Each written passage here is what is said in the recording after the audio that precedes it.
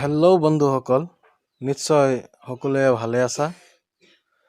গোটেই বিশ্বজুৰি কৰোণা ভাইৰাছৰ যি মহামাৰী, এই সময়ছোৱাত আমি সকলোৱে একতাৰে কৰোণা ভাইৰাছৰ বিৰুদ্ধে যুঁজ দিব লাগে।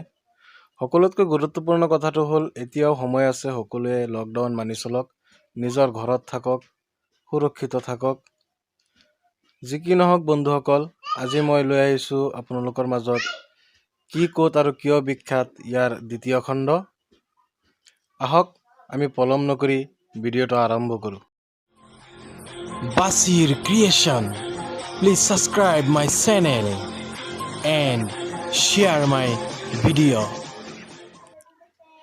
তাঞ্জোৰ আছিল চোল বংশৰ ৰাজধানী। ই কৰ্ণাটকত অৱস্থিত। ইয়াত থকা শিৱ মন্দিৰটোৰ বাবে ই বিখ্যাত। তিৰুপতি পৰ্যটকৰ বাবে আকৰ্ষণীয় কেন্দ্ৰস্থল। তিৰুপতি অন্ধ্ৰপ্ৰদেশত অৱস্থিত। ইয়াত থকা ভেংকটেশ্বৰ মন্দিৰৰ ভাস্কৰ্য আৰু চিত্ৰশৈলী ভাৰতীয় ভাস্কৰ্যৰ বাবে ই বিখ্যাত। যোগীঘোপা এখন উল্লেখযোগ্য ঠাই। ই বঙাইগাঁও জিলাত অৱস্থিত। এই ঠাইত কাগজ কল, জাহাজ ঘাট আদি থকাৰ উপৰিও ব্ৰহ্মপুত্ৰৰ ওপৰৰ তৃতীয়খন দলং নৰনাৰায়ণ সেতুৱে দক্ষিণ পাৰৰ লগত সংযোগ কৰি ই বিখ্যাত হৈ পৰিছে। অগ্নিগড় বান ৰজাই তেওঁৰ কন্যা ঊষাক সুৰক্ষিত কৰি ৰাখিবৰ কাৰণে নিৰ্মাণ কৰি উলিওৱা এটা গড়। অগ্নিগড় তেজপুৰ চহৰত ব্ৰহ্মপুত্ৰৰ পাৰত অৱস্থিত। ইয়াত ঊষাৰ কাৰেং থকাৰ উপৰিও লোকবিশ্বাস মতে ঊষাৰ প্ৰেমিক অনিৰুদ্ধক ইয়াতে বন্দী কৰি ৰাখিছিল আৰু বৰ্তমান বুৰঞ্জী প্ৰসিদ্ধ এই অগ্নিগড়ত আকৰ্ষণীয় উদ্যান সজাই বিখ্যাত কৰি তোলা হৈছে।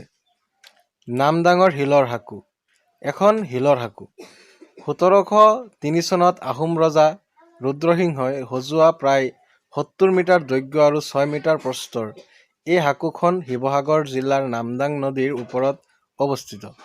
এটা গোটা শিলত কাটি উলিওৱা বাবে নামদাঙৰ শিলৰ সাঁকো বিখ্যাত। পুৱামক্কা এটি পবিত্ৰ পীঠস্থান। হাজোৰ গৰুৰাচল নামৰ এটি সৰু পাহাৰত ই অৱস্থিত। জনশ্ৰুতি মতে সুদূৰ মক্কাৰ পৰা এপোৱা মাটি আনি স্থাপন কৰা এই মছজিদটোলৈ আহিলে মক্কা দৰ্শনৰ ৪ভাগৰ এভাগ পুণ্য হয়।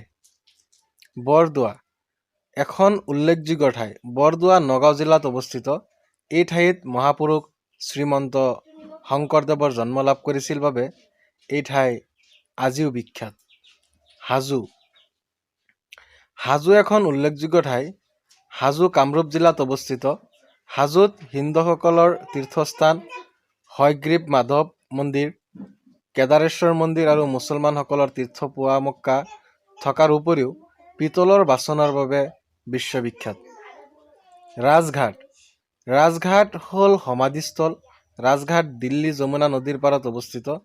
এই ঘাট মহাত্মা গান্ধীৰ সমাধিস্থল বাবে বিখ্যাত। ডিগবৈ অসমৰ এখন উল্লেখযোগ্য চহৰ। ডিগবৈ তিনিচুকীয়া জিলাত অৱস্থিত এখন শিল্পপ্ৰধান চহৰ। ইয়াতে ১৯০১ চনত ভাৰতবৰ্ষৰ প্ৰথমটো তেল শোধনাগাৰ স্থাপন হৈছিল বাবে এই ঠাই বিখ্যাত। বন্ধুসকল, আজিৰ ভিডিঅ' ইমানেই আছিল।